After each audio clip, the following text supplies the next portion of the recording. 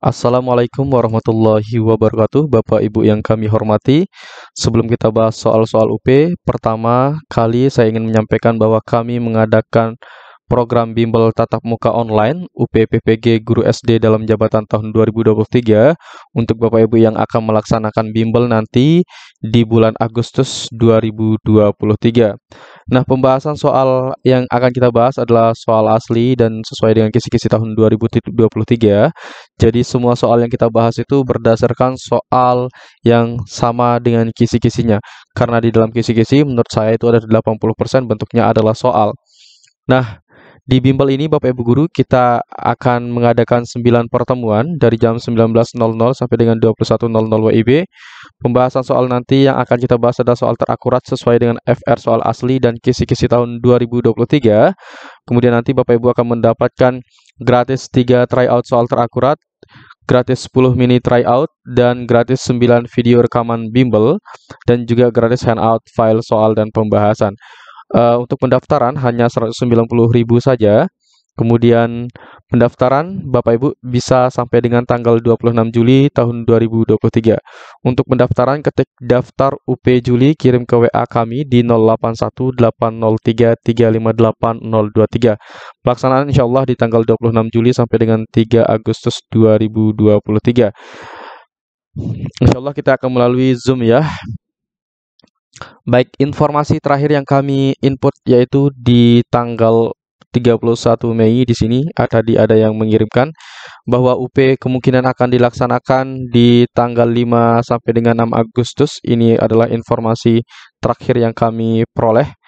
Kemudian nanti Bapak Ibu Guru bisa ikut UP-nya nanti di tanggal 5 sampai 6 Agustus. Tetapi kemungkinan Bapak Ibu Guru ini bisa saja berubah ya. Tapi nanti yang penting kita sudah belajar terlebih dahulu. Nanti kalau sudah belajar kan kita bisa mengulang-ulang lagi pembelajaran yang kita sudah pelajari di bimbel ini. Baik, langsung saja kita menuju ke soal yang pertama, Bapak Ibu Guru, tentang soal pedagogi. Para siswa berasal dari berbagai latar belakang yang berbeda mencakup budaya, nilai-nilai, tingkat ekonomi, maupun tingkat pendidikan orang tua. Terhadap berbagai perbedaan itu, sikap guru sebaiknya adalah titik-titik. Nah, di sini Bapak Ibu Guru tentang berbagai perbedaan.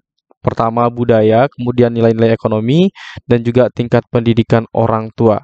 Nah, bagaimana sikap Anda sebagai seorang guru menghadapi perbedaan tersebut?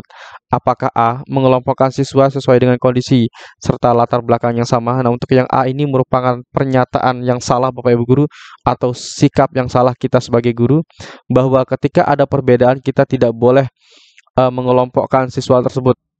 Jadi kalau kita kelompokkan berarti itu sama saja kita tidak menghargai perbedaan yang ada dan tidak toleransi terhadap hal tersebut. Kemudian yang B menampilkan sikap wajar terhadap perbedaan-perbedaan pemikiran, sikap dan perilaku anak didiknya. Oke, yang B saya simpan dulu. Kemudian yang C berpandangan bahwa segala perbedaan siswa merupakan fakta yang tidak dapat dihindari. Yang C juga kita simpan. Kemudian yang D mengurangi perbedaan-perbedaan itu dengan mengutamakan keseragaman. Nah, yang D ini salah Bapak Ibu Guru karena walaupun ada perbedaan bukan berarti kita harus menyeragamkan. Caranya kalau ada perbedaan maka yang kita lakukan adalah menghargai perbedaan-perbedaan yang ada pada siswa kita. Kemudian yang E, peka terhadap perbedaan dan berperan menumbuhkan sikap saling menghargai antar siswa satu dengan yang lainnya. Nah, ketika Bapak Ibu diberikan pilihan jawaban B, C, dan E, maka jawaban yang lebih tepat itu yang mana Bapak Ibu Guru? Yang lebih tepat adalah jawaban E. Ya, karena kita peka terhadap perbedaan dan berperan menumbuhkan sikap saling menghargai antar siswa satu dengan lainnya. Baik, kita lanjutkan ke soal berikutnya, Bapak Ibu Guru. Ketidaksadaran dapat digunakan dalam proses bimbingan yang dilakukan oleh guru pada individu dengan harapan dapat mengurangi impuls-impuls dorongan ide atau ID yang bersifat irasional sehingga berubah menjadi rasional.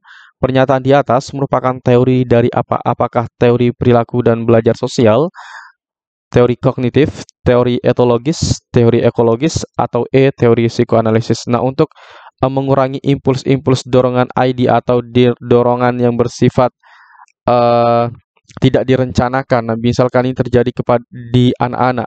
Kemudian di sini ada irasional sehingga menjadi rasional. Nah, kalau tentang ini, maka ini terjadi di dalam pikiran atau psikologis seorang manusia atau seorang peserta didik. Maka ini jelas adalah tentang teori psikoanalisis. Jawaban yang tepat adalah jawaban E. Bagi Bapak Ibu yang berminat untuk memiliki e-book pretest bukan pretest ya, tetapi UP, PPG, PGSD untuk yang melaksanakan di bulan Agustus, silahkan Bapak Ibu pesan melalui nomor WhatsApp 081803358023 dengan ketik pesan e-book UP. Baik, kita lanjutkan ke soal berikutnya Bapak Ibu guru. X adalah guru di salah satu SD favorit. X mempunyai seorang teman, guru yang pernah menolongnya.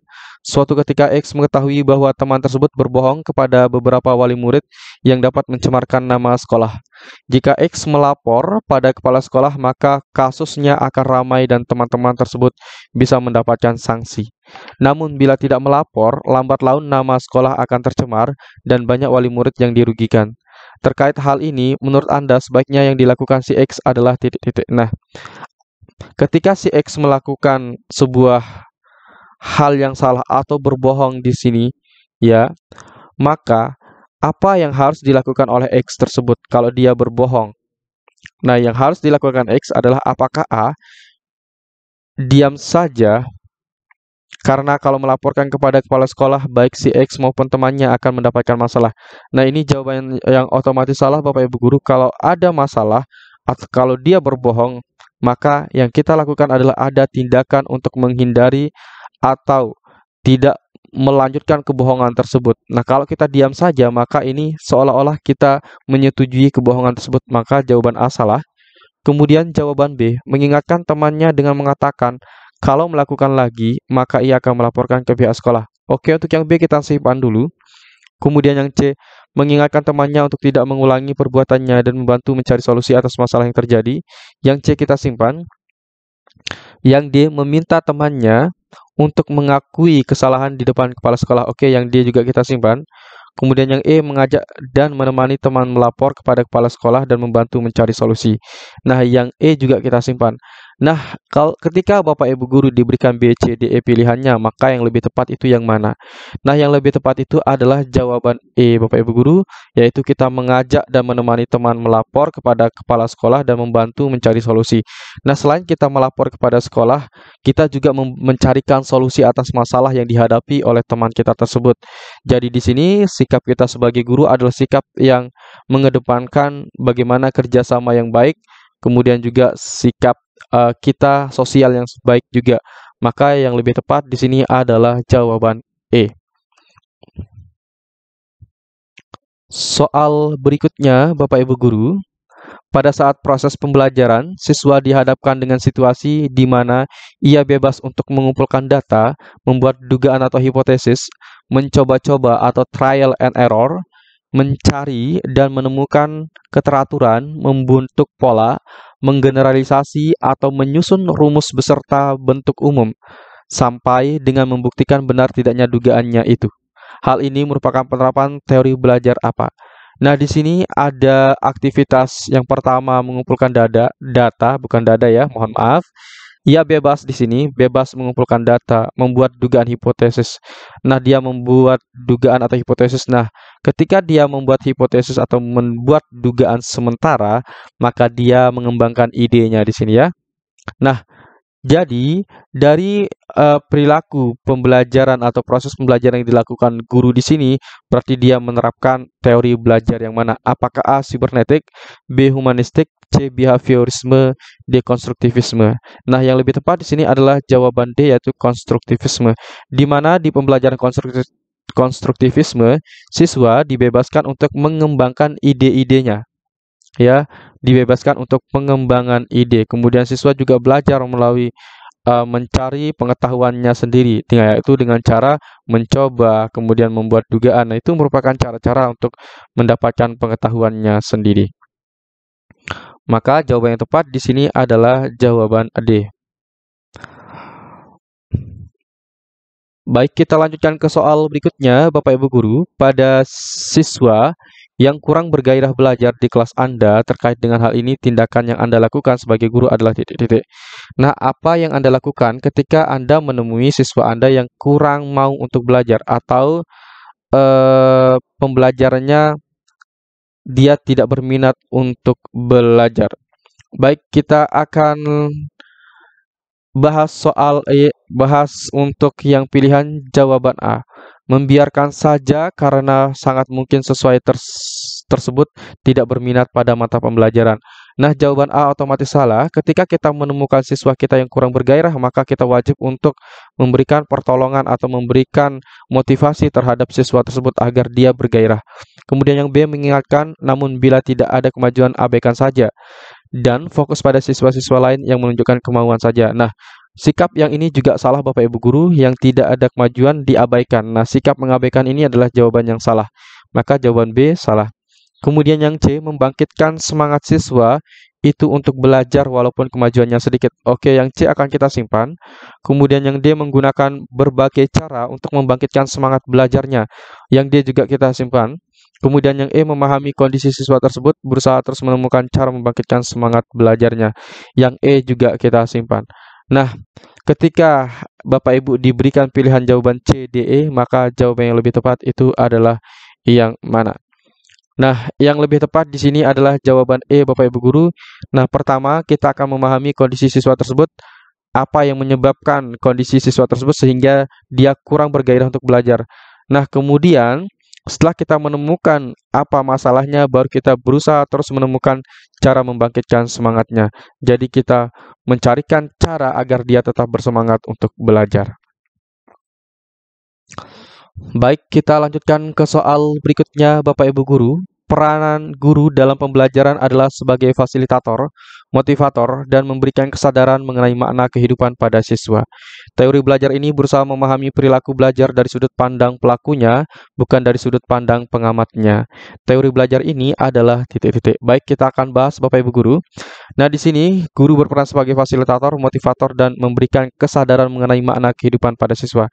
Nah, kata penting di sini Bapak Ibu Guru adalah terkait dengan kesadaran mengenai makna kehidupan. Maka ini jelas adalah pembelajaran apa? Apakah A, humanistik? Oke, yang benar di sini adalah jawaban A, yaitu humanistik, di mana pembelajaran humanistik menekankan pada siswa memahami lingkungannya sendiri, memahami dirinya sendiri, kemudian bisa memaknai kehidupan pada siswa tersebut.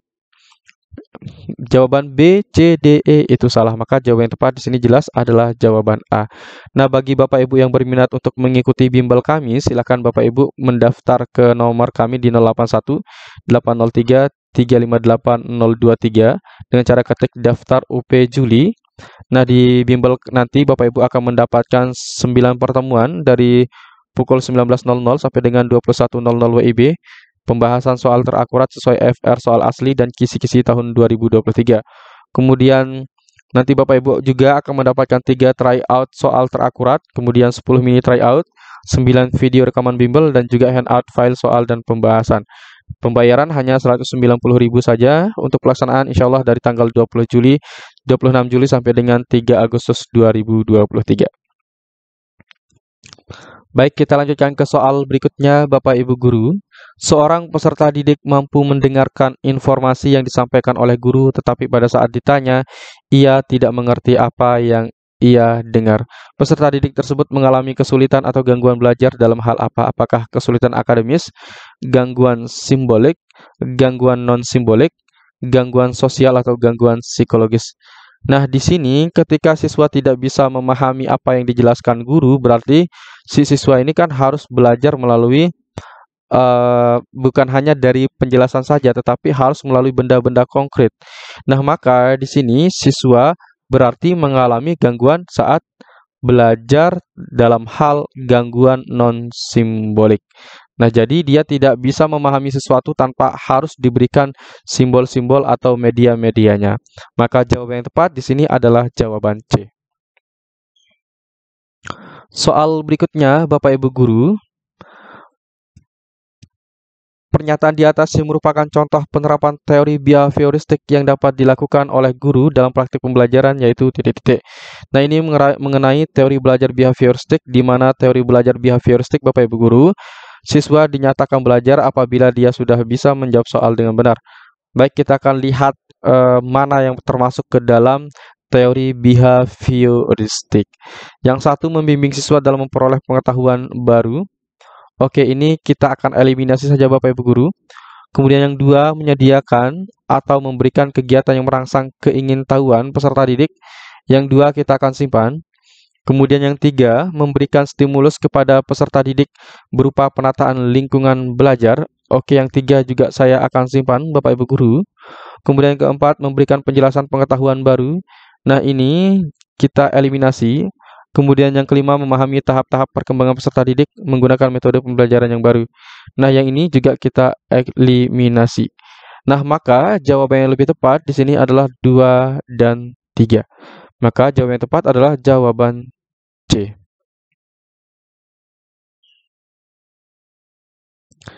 Kita lanjutkan ke soal berikutnya, Bapak Ibu guru. Pada masa kini, dengan adanya media baru internet dan karena adanya COVID-19, pembelajaran harus dilakukan dengan pembelajaran terbatas, sehingga siswa dituntut untuk dapat belajar setiap saat dan bisa terjadi dimanapun. Hal ini terjadi karena kemajuan teknologi yang memungkinkan belajar jarak jauh dalam jaringan atau online. Pernyataan di atas jalan dengan teori belajar apa? Nah, di sini Bapak Ibu belajar melalui internet, kemudian pembelajaran itu tidak terbatas, bisa melalui mana saja, bisa dari rumah, bisa dari sekolah, bisa dari manapun juga bisa. Kemudian di sini ada jaringan atau online. Nah, maka ini jelas adalah penerapan pembelajaran cybernetik atau jaringan ya. Kita lanjutkan ke soal berikutnya, Bapak Ibu guru. Lingkungan mempengaruhi perkembangan setiap individu, di mana perkembangan peserta didik merupakan hasil interaksi antara alam sekitar dengan peserta didik tersebut. Pernyataan di atas merupakan teori apa? Nah, di sini di mana lingkungan mempengaruhi perkembangan peserta didik. Nah, di sini terkait dengan teori lingkungan. Maka jelas ini adalah jawabannya, yaitu jawaban teori psikoanalisis salah. Perilaku dan belajar sosial salah, kognitif juga salah. Yang lebih tepat adalah jawaban D, yaitu teori ekologis, di mana teori pembelajaran ekologis merupakan teori pembelajaran lingkungan, berasal dari kata eko. Baik, kita lanjutkan ke soal berikutnya, Bapak Ibu guru. Teori belajar yang lebih menekankan pada belajar merupakan suatu proses yang terjadi dalam akal pikiran manusia. Nah, di sini bahwa belajar itu terjadi di dalam akal pikiran manusia. Maka jelas ini adalah teori. Apakah psikoanalisis salah, perilaku dan belajar sosial juga salah. Teori kognitif yang lebih tepat di sini adalah teori belajar kognitif atau teori kognitif, di mana perubahan itu terjadi di dalam pikiran manusia atau di dalam pemahamannya. Maka jawaban yang tepat adalah jawaban C. Soal berikutnya, guru dapat menjadikan lingkungan sebagai sumber belajar dan merupakan sumber belajar yang paling dekat dengan peserta didik, di mana lingkungan dapat menentukan dan membentuk karakter seseorang. Lingkungan juga dapat memberikan pengalaman baru seperti pengalaman keluarga dan pengalaman sekolah dengan pengalaman keagamaan, dan pengalaman keluarga dengan teman sebaya. Pengalaman akan membantu seorang dalam menentukan jati dirinya. Hal tersebut sesuai dengan teori perkembangan, yaitu ekologis, kemudian perilaku dan belajar sosial, psikoanalisis, teori kognitif, dan teori etologi. Nah, di sini Bapak Ibu guru, di sini ada lingkungan sebagai sumber belajar, kemudian sumber belajar yang paling dekat dengan peserta didik ya, di mana lingkungan dapat menentukan dan membentuk karakter seseorang. Nah, di mana lingkungan ini dapat membentuk karakter seseorang. Kemudian lingkungan juga dapat memberikan pengalaman baru, seperti pengalaman keluarga dan pengalaman sekolah dengan pengalaman keagamaan, dan pengalaman keluarga dengan teman sebaya. Pengalaman akan membantu seorang dalam menentukan jati dirinya. Nah, di sini walaupun ada kata pengalaman Bapak Ibu guru, tetapi di sini lebih dominan di dalam lingkungan. Jadi lingkunganlah yang mempengaruhi jati diri seorang siswa atau seorang manusia. Maka di sini jawaban yang lebih tepat adalah teori ekologis Bapak Ibu guru, yaitu teori lingkungan. Soal berikutnya Bapak Ibu guru, menggunakan potongan sapu lidi, kelereng, globe, gambar-gambar yang menyangkut pembelajaran IPA serta IPS sebagai media adalah sesuai dengan tahapan perkembangan berpikir anak yang dikenal sebagai tahapan titik-titik. Nah, ketika siswa belajar melalui lidi, kelereng, globe, gambar-gambar, maka ini siswa belajar melalui objek langsung ya, atau objek langsung itu bisa dikatakan adalah benda-benda konkret. Benda konkret. Nah, di dalam teori kognitif ini dikenal sebagai pada tahap apa? Anak memahami bilangan dan angka tetapi masih terkait dengan objek yang bersifat konkret. Oke, yang A kita akan simpan. Kemudian yang B, pengamatan dan penginderaan yang intensif terhadap lingkungannya. Nah, ini salah Bapak Ibu Guru kalau pengamatan dan penginderaan saja. Penginderaan itu misalkan gerak-gerik tubuhnya ini masih pada tahap umur 0 sampai 2 tahunnya, maka jawaban B ini salah. Yang D, dominasi pengamatan bersifat egosentris, ini masih dalam umur yang paling bawah. Yang D, kemampuan mengoperasikan kaidah logika yang tidak terikat lagi, ini juga otomatis salah. Yang E, kemampuan menganalisis lingkungan sebagai proses belajar. Yang lebih tepat di sini adalah jawaban A, yaitu anak memahami bilangan dan angka tetapi masih terkait dengan objek bersifat konkret yang disebut dengan operasional konkret. Ya, operasional konkret pada umur 7 sampai 11 tahun. Ini pada teori Piaget, yaitu teori kognitif ya, kognitif Piaget. Baik, bagi Bapak Ibu guru yang berminat untuk mengikuti bimbel online UPPPG Guru SD dalam jabatan di bulan Juli ini sampai dengan bulan Agustus nanti, kita mulai tanggal 26 Juli sampai dengan 3 Agustus. Bapak Ibu bisa mendaftarkan dengan cara ketik daftar UP Juli, kirim ke WhatsApp kami di 081 803 358 023 hanya dengan Rp190.000 saja. Baik Bapak Ibu, itu saja yang dapat saya sampaikan untuk Bapak Ibu guru semua. Semoga bermanfaat soal-soal yang kami berikan. Sekian dan terima kasih. Assalamualaikum warahmatullahi wabarakatuh.